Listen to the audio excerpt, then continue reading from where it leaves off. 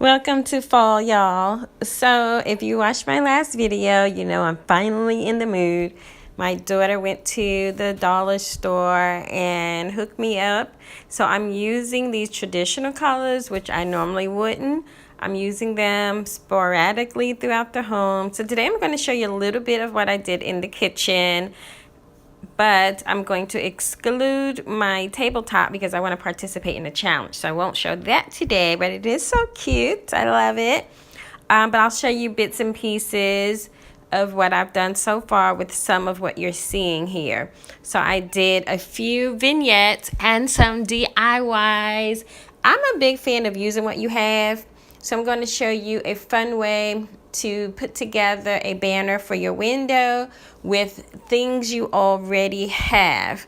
So like I talked about in my last video, when you're using vibrant colors like this, tone it down with lots of white or cream or tans or some neutral so that it kind of diffuses a little bit or neutralizes the overwhelming orange.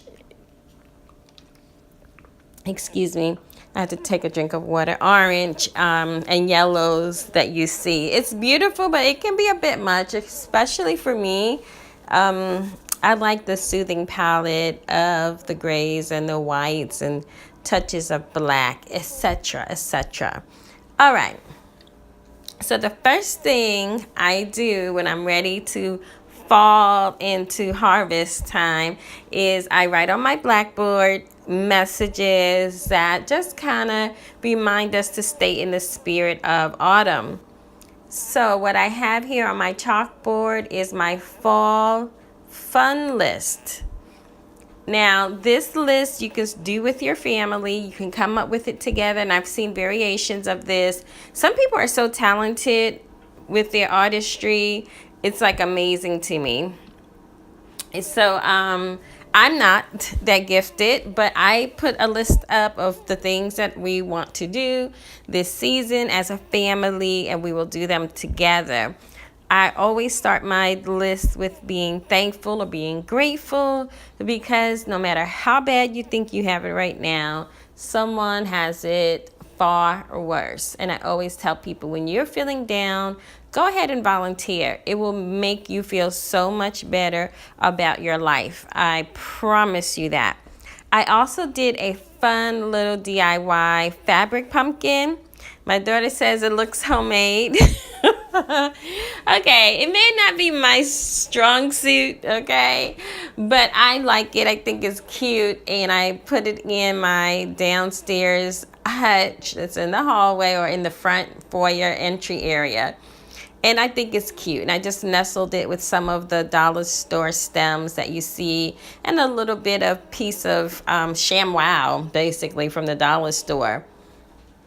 And just that simple. I think I'm going to add a rug. So when I find the rug I want, I'll show you that. And so now back to the chalkboard. It is as you come into the kitchen. And then you saw my buffet a few days ago, and I love it. I'm lighting those candles until they're gone, and then I'll just replace them because they came from the dollar store. So if you want to see that, just check out my video from a few days ago, and you'll see how I came up with the thought process for that look.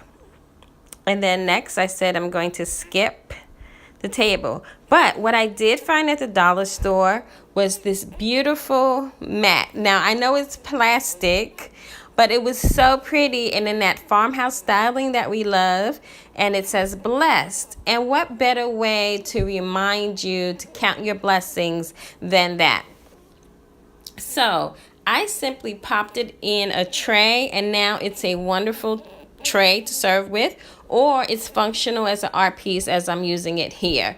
Now my friend Marie, she did a candy and coffee station challenge. I missed it, but I did put one together in honor of her challenge, and I had to do it twice because my family, they ate up everything in like a day. So normally when we buy snacks like this, it's for the weekend, and once it's gone, it's gone. We don't rebuy things throughout the week because it's not the healthiest.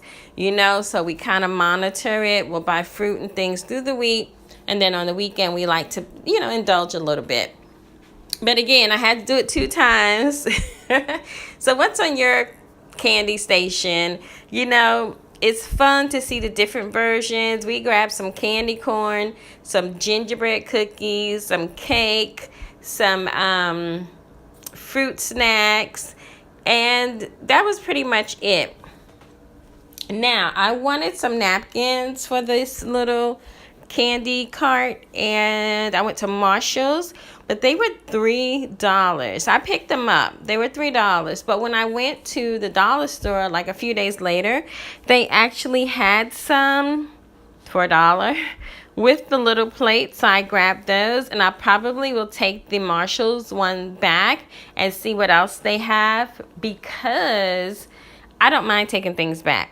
But what you will find in Marshall's, they always mark down last season's napkins, so you can get them for like $1 or $2. So I'll just do an exchange today while I'm out and about. And I went to Marshall's to look at the pumpkin selection, and they had so many amazing choices in lots of the palettes that people are working with for this season. So you'll see a lot of that sagey green and the creams and the white, of course. And I picked one up that says thankful and blessed. And I picked up this set for my hand washing station. So it's orange and cinnamon. It's by a company called Pecksniffs from England, and I just thought it was a very cool contemporary look. I paired that with a grateful pumpkin tabletop plaque that was $1 from Family General, and I have 2 little napkins on there that I got from Marshall's as a set of 4, I believe, for about $5.99. And I love the way that looks as well. And on the other side, I'm not sure if I'm showing this today. Maybe not. That might be the next video. I have a different setup. And I think that, I have to talk about my little banner. Okay, so I love these banners. We see them all over for every season. And I knew, of course, that I could recreate it. So I'm starting to look like for old books, but when I pulled down my old books, that made me want to look up the value of them. And then when I see the value of them, I'm like, no way could I tear these books up. Normally I have books that I can use for this purpose. I don't know where they are. So I instead decided to do the telephone book. My daughter was laughing at me, but I'm like, no one's really gonna know.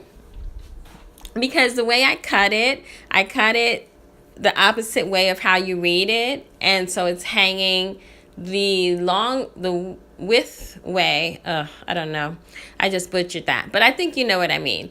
And then I coffee stained it. Okay. So now it looks old and antique-y, and you really can't tell what it is. Now, the perfect book for me would be like an old romance book, because those letters are usually small, like the print is small, so it looks really pretty, or music sheets. But I try to think of outside of the box, how not to buy things. So I try to do things with what I have. I had scraps of paper bags, so I put it all together. It says fall. I have the worst handwriting ever, but it's adorable, and it just gives that area a little bit of autumnness, don't you think?